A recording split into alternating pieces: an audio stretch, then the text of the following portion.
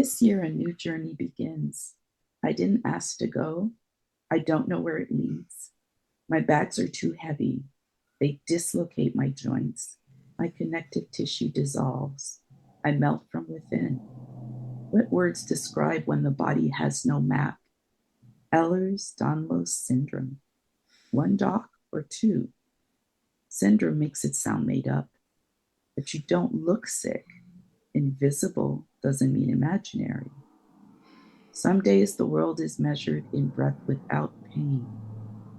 My spine threatens to burst from my skin. I wince when I move and feel bruised wherever bone meets flesh. But my skin still remembers the earth. And so I write.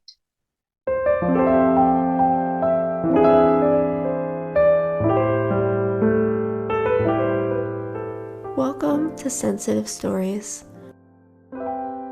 This episode is for educational purposes only and is not intended as a substitute for treatment with a mental health or medical professional. Let's dive in. Nadine, welcome back to the podcast. So happy to have you here again. Thank you. It's great to be back. Yes, thank you. And listeners may remember you from episode 39. We explored finding your voice through fierce self-compassion. Today, we're going to be exploring how self-compassion can be more of a resource for navigating chronic illness, health, pain. So I'm excited to dive into that with you.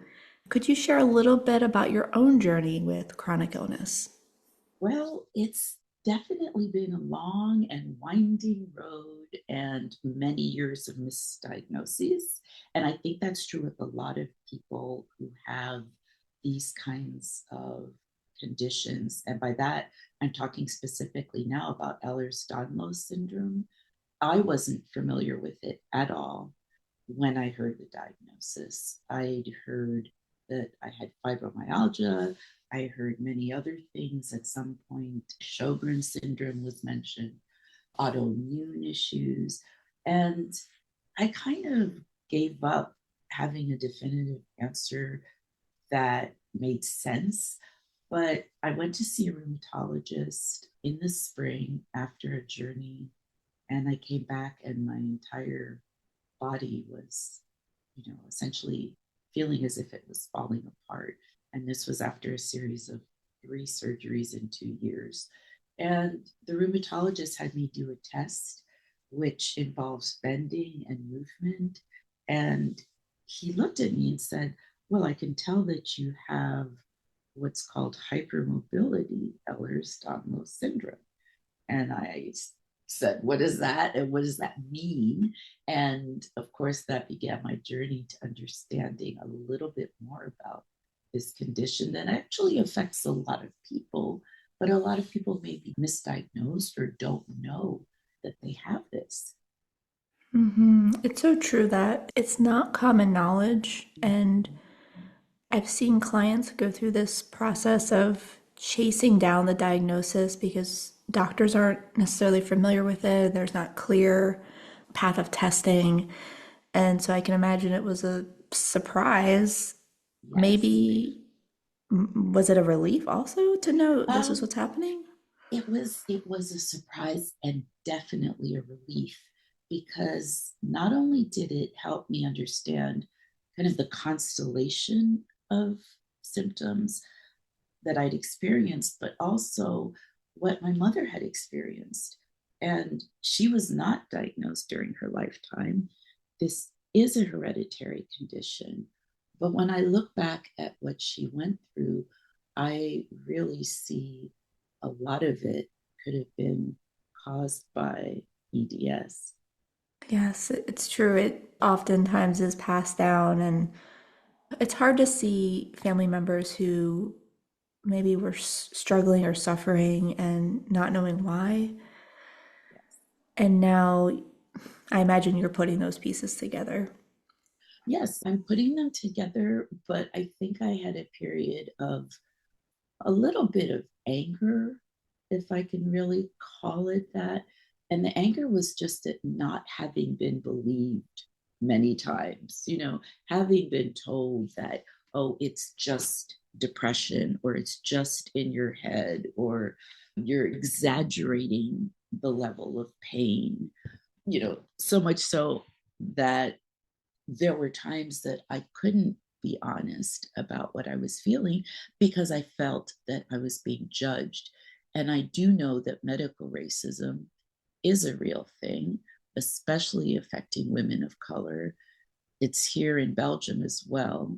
We've had incidents of people, immigrants especially, being turned away from hospitals because they don't speak Dutch. And that is a case of medical racism. Oh, absolutely. I mean, we see it all the time. Women, especially women of color, where you're not taken Mm-hmm. seriously, you're dismissed, your symptoms are minimized, and Especially pain. yes, exactly. Especially pain. Mm-hmm.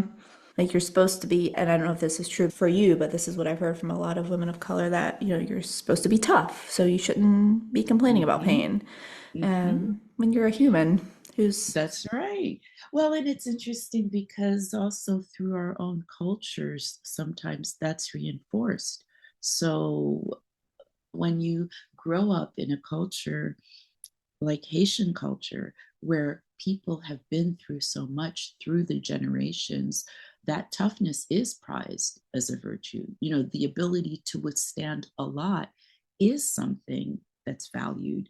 And so to complain about pain can sometimes feel like, well, what's wrong with me? It's something that is a flaw. And Zora Hurston had a great quote about that, saying, if you don't tell people about your pain, they'll kill you and say that you enjoyed it. And that's a quote that stayed with me. that's powerful. Like you're just supposed to enjoy it. Mm-hmm.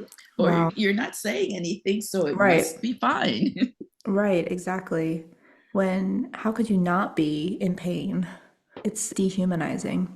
I think there's a lot of work to be done, just also decolonizing our medical institutions in the sense of taking away the assumptions that some people's pain is valued more highly than other people's Mm-hmm. Absolutely. I mean, it's so common that pain. Yeah, white people or white women are taken a lot more seriously than women yeah, of color.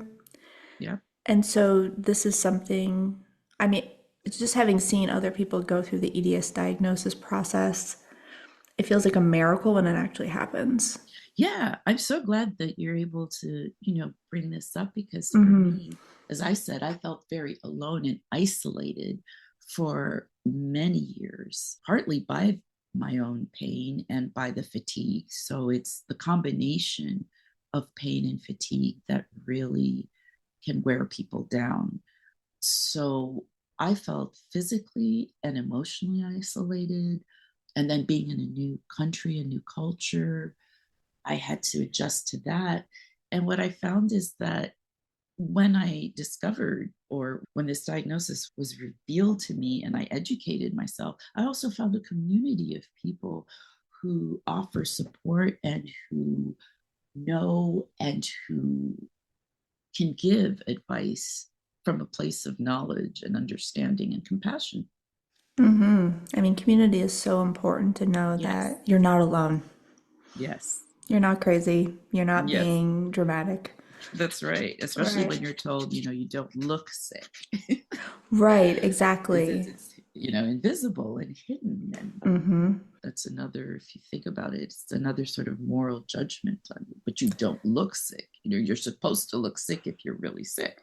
Exactly. People, they forget that you can be experiencing something internally and it not be show Yes. on the outside. Yes, yes, especially with something like this. So, yeah, I've written about this and I'm probably going to write more about this because it's just new to me and I'm learning and I'm opening my mind. Yeah, I hope you do because there's doesn't seem to be a lot of resources out there. You know, Mm-hmm. So you talked about the adjustment process of receiving this diagnosis, and I guess I imagine internalizing and making sense of it. How has that experience been as a highly sensitive person? Have you been able to find a sense of resilience in it, or has it been more overwhelming? Oh, well, I think it was both. At first it was overwhelming, and partly because I see myself as a highly sensitive person, but I'm also a high sensation seeking person. So I like both. I like to be in the middle of, let's say, an adventure, a travel, someplace new, and taking in completely new environments. But then I can be overwhelmed by it. And generally, there's kind of that payback period, like the body decides, okay, it's collapsing now. And then I'm kind of out for a week or so recovering from whatever adventure it was. So I think with the diagnosis, I felt overwhelmed, but it was also this sense of, oh, there's some clarity now, you know? It felt Mm-hmm. like there's a clear, or at least if there's not clarity in the sense of, oh, there's a simple solution to this, but there's clarity in not feeling that 10 different things were being told to me and maybe one of them was right. And I know that many people can have comorbidity, so you can have several things going on at the same time. But understanding at least the basics of Ehlers-Danlos really helped me have clarity about how I could make myself stronger. So the resilience came after the feeling of being overwhelmed. Mm-hmm. It makes sense as you're learning more about it and empowering yourself that Mhm. way through information. And Yes, but yeah, and it sounds like support. it is and support, exactly, knowing you're not alone and there Yeah. are other people you can lean on. Yeah. And the Ehlers-Danlos Society, I want to say, they do a lot. They have a great website, I think around the world. There's a UK branch, but they have a website with a lot of helpful information on it. So that was one of the first places I went. And from there, I attended some support groups, online support groups. I was able to share information about my diagnosis on the anniversary of the Americans with Disabilities Act. Hmm. And that was very special to me because it was the first time I was, sort of announcing it in a public way. And I got a lot of support from that. And I really appreciated that. Mm-hmm. What an honor to be part of that process.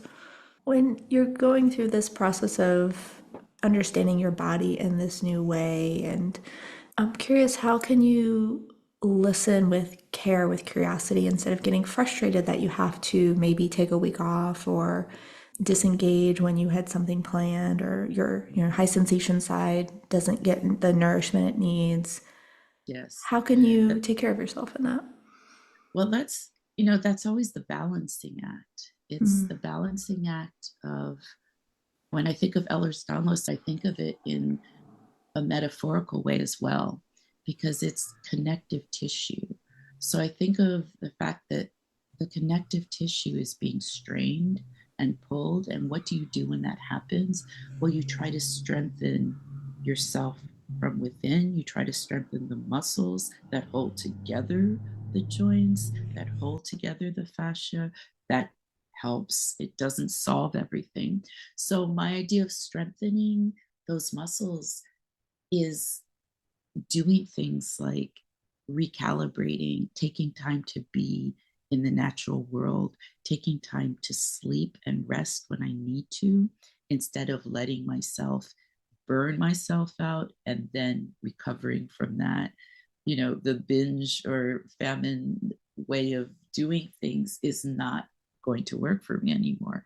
And I don't think I took pacing as seriously as I should have, especially not when I had a book, a debut novel being launched, and I just felt I should accept every invitation. I should do everything. I should write every, piece that I'm invited to write. I overloaded. Yeah, what a teacher. Yeah. And The body's a great teacher if we it's listen. it's such a great teacher. Yes. And I can understand that, when you want to keep up, you want to pace Yes. yourself with everybody else. And I've heard other sensitive authors talk about that where they thought, oh, I should be doing what I think I'm Yes. supposed to be doing. Exactly. And, Hmm. and you do more of that And I'm not now as much on social media, but because you see so much being done on social media, you feel that part of your work as an author is to always be out there promoting something on social media. And I realized that that was taking a lot of energy and time, and it wasn't necessarily making me happy. I have no idea if it was helping, sell books, but in some ways it helped connect me with other people. So I'm grateful for that. But I do think that I tried to keep up with a standard that it just wasn't realistic for me and it wasn't good for me.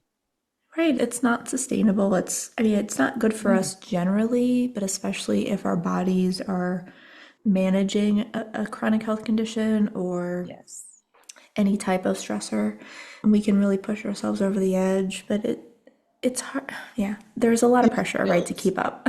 Yes. And when you say sustainable, that's such an important word too, because for me, there was that sense of kind of internalized guilt Hmm. because I was already writing about a topic that was difficult. It was being published by an independent publisher. And I wanted to do is to bring this story to readers. So I felt that I really couldn't say no or shouldn't say no. So yeah, that's something Hmm. that bothers me still. Well, I can imagine, and I think a lot of people can relate to that, where it feels like there's something on our shoulders, whether it's raising a child, caring for an elder, being active in the community, writing a book. And I know Yes.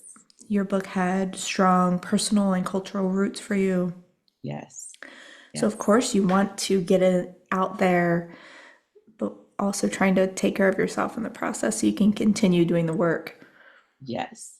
And I was very fortunate to have friends and family who helped me through this. So, through the year and the months that are involved, the months in preparation and then the actual months and the kinds of activities you do afterward, I had very, very good friends who helped me in many ways, from driving me to events and just allowing me to be able to rest and stay at their place. Without them, I would not have been able to do the launch, really.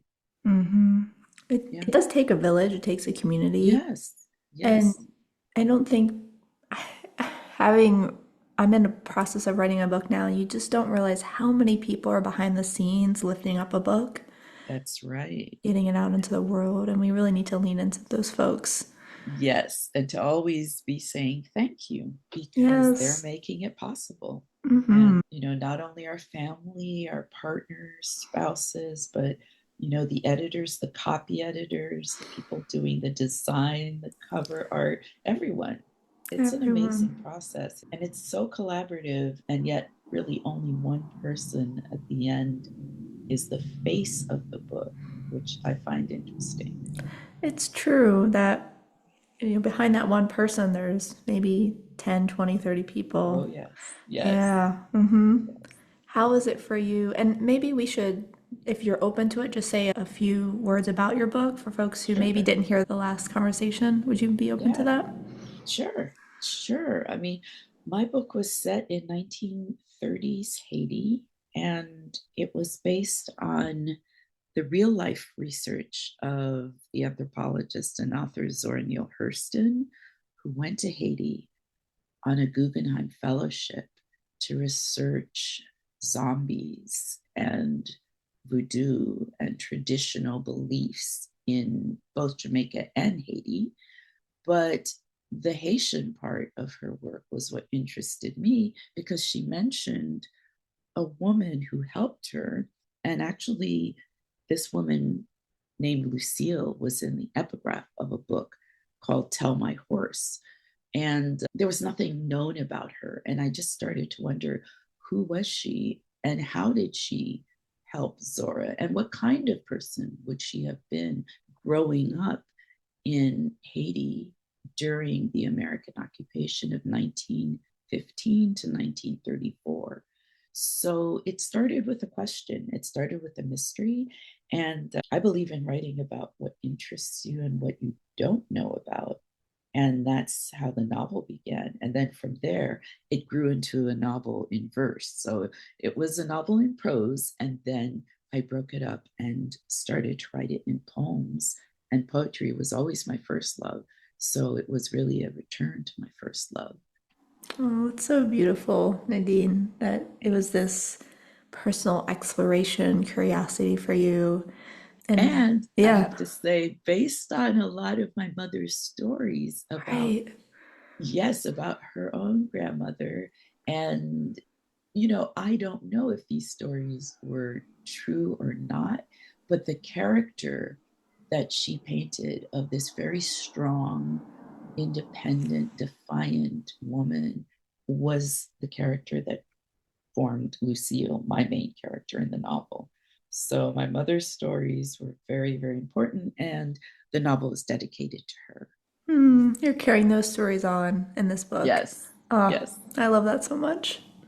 Because those stories can get lost easily. Mm-hmm. Mm-hmm. And you've now put them in print. Yes, I tried to do my best. She was a wonderful storyteller. Unfortunately, no longer with us Mm, for 5 years, coming on 5 years in mm-hmm. January. But, you know, I think she would have been proud to see the Yeah, novel. I'm sure. And makes sense why that drive, or I don't want to call it pressure, but maybe the love to get the book out there is even, Yes. you feel it even more. Yes, definitely. I Mm-hmm. did. I felt it even more. You know, I felt I want to make sure that anyone who's interested in this can have this or at least know that it's out there. And I got an unexpected boost in that through an award from the Americas Book Award, which is a group of the Center for Latin American Studies programs, and they award this every year to books that authentically represent Latin American culture. And my book received an honor book award. And I didn't know that this was coming. And to have it happen means that there'll be opportunities for me to talk with educators about how to use my book in the classroom Oh, and love that. ways of tying it into the curriculum. So it's a really, it was a lovely, lovely surprise. Oh, that is a surprise, that knowing that Yes, this yes. is going to get your books out in front of students and people in Mm-hmm. the world. And Yes, it does help, talking about the collaboration, the community. That's a way for your book to kind of have legs without you needing to sacrifice yourself so much, your that's physical right. health or energy. Mm-hmm. That's right. And my mother would have loved that because she was a teacher for many years. So, Oh, you know, the teacher in us, and my niece is the teacher. So we have a lot of kind of educator genes in us. So she would have loved the fact that it is, you know, now being considered for classroom use. And I have an opportunity to share that in a webinar coming up in January called beautiful. Global Reads. And I'll be talking to people about how and if they're interested in using my novel, maybe some ways that we can approach that. So I love that. That's, That you know, that's amazing. And I love it so much that you're continuing that lineage of your mother, but maybe in a slightly different way. yes, Mm-hmm. that's true. That's true. Teachers and librarians are two of my favorite people. Oh, I know. Same. I just love anyone who celebrates books and learning. That's right. That's Hmm. right. And there's so many different ways to do it, but librarians have a special place in my heart for They sure. really do. They Hmm. absolutely do. I wrote a thank you column in the school library journal to librarians, and that was part of preparing for the book's publication. But actually, to me, it was just an opportunity to say how important libraries have been in my life Hmm. since coming in as an immigrant to the US. Right. Right. I mean, librarians now are doing, I mean, they're almost doing social work. Yes, they're doing a lot. They Hmm. are doing a lot. And I consider them unsung heroes of our culture. Same. Absolutely. I don't think we realize just how much they're holding in community. Yeah. best friend was a librarian, and I saw the work that she did, and she also helped me with the book launch in so many ways. Hmm. Yeah. You have such a lovely network or family, however you want to call it. Community. I'm Community. very grateful for that. Yeah. Yes. So it sounds like you're finding ways to balance taking care of your health, doing the work that you feel so called to do. And I'm wondering what's happening behind the scenes. You hinted a little bit about connecting with nature. I know we've talked a little Yes. bit about in the past about self-compassion. Could you talk a little bit more about how you're navigating your physical health to be able to live your life? Well, I definitely didn't have a smooth kind of transition into accepting that EDS was going to change the way I should do things. So I believe that, I could keep going, doing what I was doing, but just be a little more mindful. And that's not at all what happened. I had some crashes, I had some really difficult times, and I had periods where I thought, okay, I'm going to practice what I've been teaching, which is mindful self compassion. I need to turn it to myself. And I would do what's known as a self compassion break. And it's, done anywhere, anytime. You don't have to meditate, but it's just taking the time to say, this is what suffering feels like, whatever you're going through at that moment. And then to say, I'm not alone in this. I am not alone in whatever suffering I'm experiencing. And then to say, what is the next step that I can take to alleviate that suffering? And those three things helped me through a lot. Mm-hmm. Yeah, acknowledging it is such an important part. And just coming back to that piece around I'm not alone, there's nothing wrong with me for feeling this way.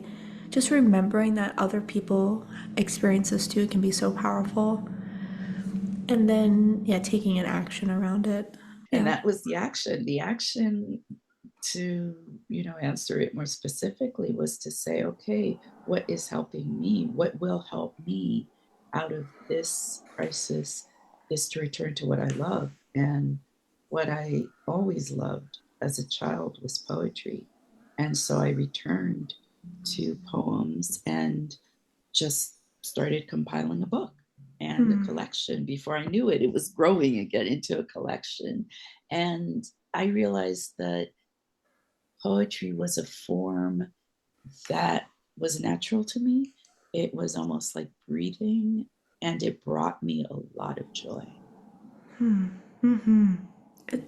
So we do have to go deeper as sensitive people when we're taking care of ourselves.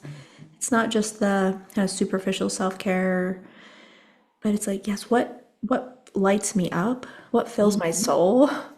Exactly. Mm-hmm. Exactly. And to say what fills my soul and to unapologetically Yeah. claim that, whatever it is. There's a great show that we watch called Make It at Market, which is a British show, so I don't think it's in the US, but it's about craftspeople who, Mm. have a passion for ceramics or whatever they're doing, but they can't do it full time. And so they're trying to find ways of turning this passion into something they can always do. And I love the show because it is about people whose eyes light up when they talk about woodworking or ceramics or blacksmithing, whatever they're practicing. So, whatever it is that brings that joy is a source of healing and can be a source of healing. Mm-hmm. Right. Bring it into every day. It doesn't have to be Yes, your career. It doesn't have to be exactly. your full-time focus, but can you find little Exactly. bits of reading poetry or doing a little bit of That's right. woodworking? Yeah, it's a great reminder. I think we Yeah. forget. We forget, and sometimes it feels that it's all or nothing, you know, that it should be completely all consuming, or else we just set it aside. And that's not really the way it works because, for example, the poetry for me kind of crept back in, and I started reading a bit more. I started writing a bit more. I started looking over things I'd written. And from that, it started to blossom and grow. Mm-hmm. You nurtured it. You Yeah. watered it. Yeah. Mm-hmm. Little by little. Little by little. It's so true. It doesn't have to be hours and hours if you have 5 minutes to read a poem before bed or That's whatever right. your version of that is. Well, that's very true. And with Ehlers-Danlos, one thing that I noticed was that my energy was especially low. So in the past, I've been able to write maybe for 8 or 9 hours at a stretch. Not that I recommend that. It's not a good idea, but when you get carried away, that's what happens. And with this, I just realized, look, I'm going to write in bite size. I'm going to write a poem, and maybe that's why poetry is suited to this particular part of my life, is that I can write it in one sitting. I can return and revise it, but I can feel that sense of accomplishment having written it, having looked at it, and then coming back to it and returning it. Whereas the novel felt much more like a marathon. It was a marathon. I enjoyed doing it at the time, but I don't think that in my current condition I would be doing it again. That makes sense that you're finding what fits. Yes. Mm-hmm. Yes. What fits and what feels right now. Mm-hmm. Is there been, I'm just curious about, making those adjustments. And we talked about the adjustment into understanding that you have HEDS, Mm-hmm. hypermobility EDS, but there's also the adjustments that happen after that, how you take care of Yes. yourself, how you work, how you connect. Yes. What has been your feeling around making those adjustments? I'm curious to It hear was, that's I been was like awkward. I mean, I was awkward. not, yeah, I Mm-hmm. was one of those people who thought, again, the stoic, you don't really ask for help until you absolutely need it. And I realized that that was not going to help me. That was not going to serve me. And that I needed to ask for help before reaching that point of falling apart and breaking down. And I needed to admit when I couldn't do something and just say no. And I have a friend who just said, no is a complete sentence. And I like that, I love that. Yes, it's a complete sentence. So I didn't need to say no and because or no, but da da da, So I'm learning, but at the beginning, no, I was not. I think I wasn't transparent. I wasn't forthcoming in letting people know exactly what was going on because I still felt that sense of, I don't even know. It's not shame, it's a sense of maybe weakness. Mm-hmm. I am weak to have this, which is not right, but I still felt it. Right. It wasn't a choice, something that Mm-hmm. you were born with, but it makes sense that Which, you might be hesitant. and being highly sensitive, you can tell if people believe you when you say something. Mm-hmm. There can be a look in someone's eye that's enough for you to know they don't actually believe me or they think I'm exaggerating. And that used to put me into a tailspin of, oh my goodness, they don't understand it. But now it doesn't. If I say my piece and I explain what I need to explain and someone accepts that and understands that, great. If they don't, I wish them well. Mm-hmm. Yeah, you can definitely tell. It's a little something in the eye or something in a Yes, facial expression or just their yes. tone. It's easy to And pick that up. sometimes it's worse. Like sometimes it's Yeah. like, have you tried acupuncture? Well, Like yeah. the list of things you should be doing. Are you going gluten free? Have you tried acupuncture? Have you done this? And that is absolutely not helpful. Well, no, then it sounds like it's a personal failing. You just haven't done the right Exactly. thing. Exactly. Yes. Like, no, it's bigger than that. And of course, those things help some people, but this is, I don't think there's an understanding of what actually is happening. And also, I think sometimes in good intention, with good intention, people want to help, but they feel that helping means fixing things. Right. And it doesn't necessarily, it usually doesn't mean that. Sometimes it just means being with someone while they're in pain, just being able to accompany them through that. And that's a very hard thing to do. That's something most people don't feel comfortable doing. So Mm-hmm. that's also why people hide their pain because they know that they're making other people feel uncomfortable with it. Oh, especially as an HSP when we're so Yes, empathetic. Yeah. yes, yes. We don't want other people to feel uncomfortable. So we're like, okay, we're going to hide what's going on inside. And knowing that was it a matter of finding the right people or people that can sit in it with you? Yes, Yeah. absolutely. And some people that I didn't think could ended up being absolutely amazing in their ability and their responsiveness. And they wanted the chance to be able to show that. And so I realized that in hiding myself, in not making myself visible, I also wasn't giving them a chance to help me if they wanted to help me. Oh, that's such a good reminder that we can make assumptions about people and they Yes, might surprise us. yes, yes, So I hear you saying it's okay to ask for help. It's okay to take care of yourself in deep ways, even if it's in small chunks, and to let yourself fluctuate as your body's needs change. it's not just okay, it's imperative. Yes. It's necessary. It is absolutely necessary, especially with this kind of unpredictable condition, that the flexibility, the ability to improvise, the ability to say, okay, I thought I was going to do this today, but this isn't going to work. Let me see what I can do. That's been something that I've really been practicing because I want to find a better way. Yeah, you want to find a better way. Yeah. I feel every HSP listening, whether or not you have a chronic illness that you're managing, could use that in their lives, that pacing, that flexibility, letting Yes. yourself as much as you can, adjust with your bandwidth and how Yes. your body's doing. Yeah. And then that starts with the self compassion, Yes. because if you have the self compassion, then you will allow yourself that flexibility. You will give yourself the space and the permission to ask for help or to say no. You will soften to yourself. And in as much as it's possible, create some room for the pain. And I know that that isn't always possible. And that's part of mindfulness, is just being able to create space for things that are unpleasant and that we can't necessarily change at the moment. So Mm-hmm. it's something I'm trying to practice. I am absolutely not an expert in it. And we're all students. Students, beginner mind. Yes, exactly.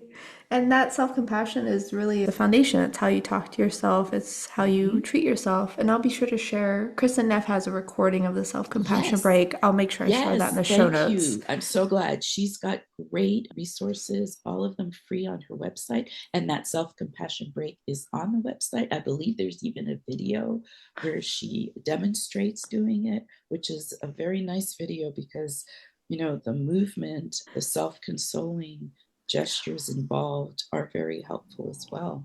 So helpful. Yeah, that's Yeah, something I've practiced for a long time. great. It's a great tool. She's amazing. Yeah, Yeah. she and Chris, I did their intensive week-long seminar in Amsterdam and in the Netherlands. And I came away from that with a lot more that helped me through the time before I knew it was EDS, and where it was just pain, fibromyalgia. I didn't know what was going on, but Mm-hmm. having this really helped me. Well, yeah, they're such a gift. Yeah. Well, Nadine, I want to thank you for everything that you shared about your own journey today and opening up this conversation. I'm wondering if there's any final message that you want to share with folks listening that who maybe think they have EDS or they're struggling with another chronic health illness or even just a change in their health. If there's any, There yeah. is.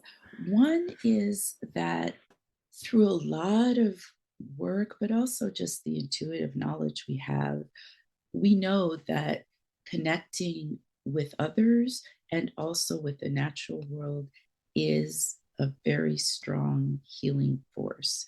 Even the sound of bird song has been shown to improve people's mental health. Music, live music, the sound of birds, the sound of a stream, being outdoors and in nature. So I created a retreat based on that. And it was because of the diagnosis of Ehlers-Danlos. I didn't know if it would, work or not work. It's just something that came to mind. And it's going to be happening. So there's information on it, and I'm glad that you're sharing that. And it was created with us in mind. So it is not the kind of retreat where you're waking up and expected to do 12 hours of something and then wake up the next day and do that too. It's a retreat that's well paced and that allows you to have time to really absorb what you're experiencing. Oh, I appreciate that. And And it's called because Coming to Our Senses. coming to So our senses, and now I'm yes, just putting that together that the senses piece is sensory. that's right. The senses piece Beautiful. is sensory, absolutely. That's And beautiful. and the other part that I wanted to do, because you asked me what I want to share, is a poem. And if Hmm. you don't mind me reading it, I would be so honored. it's from Uprooted. It's called Uprooted, A Journey in Poems, and it is published by Terra Nova Press. And the poem is called On Safety. Safety. On safety.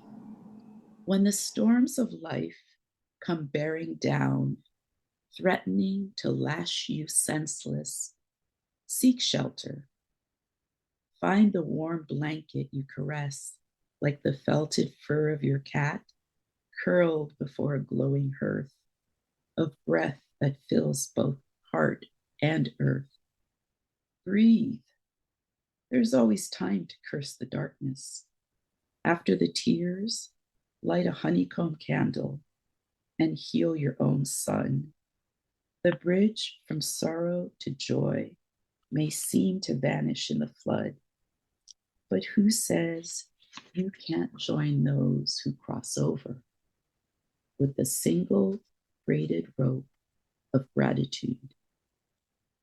Mm, that was beautiful. I got a little teary listening to it. Just the imagery of, I mean, it feels like embodied compassion, just protecting yourself with the blanket and letting your emotions run Yes, through.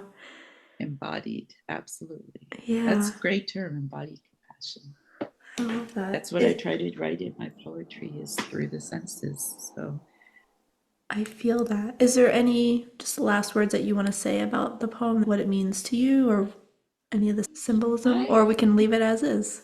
yeah, I think we can leave it it is, but I just want to add, if you don't mind, something from Please. my author's note, because it will answer a little bit what you just Mm-hmm. asked. Mm-hmm. This year a new journey begins. I didn't ask to go. I don't know where it leads. My bags are too heavy. They dislocate my joints. My connective tissue dissolves. I melt from within.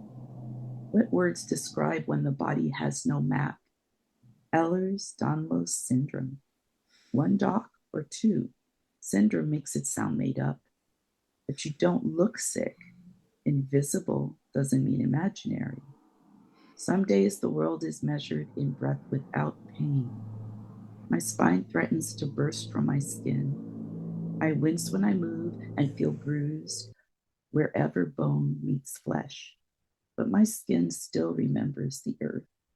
And so I write. Beautiful. You have a gift with words and imagery.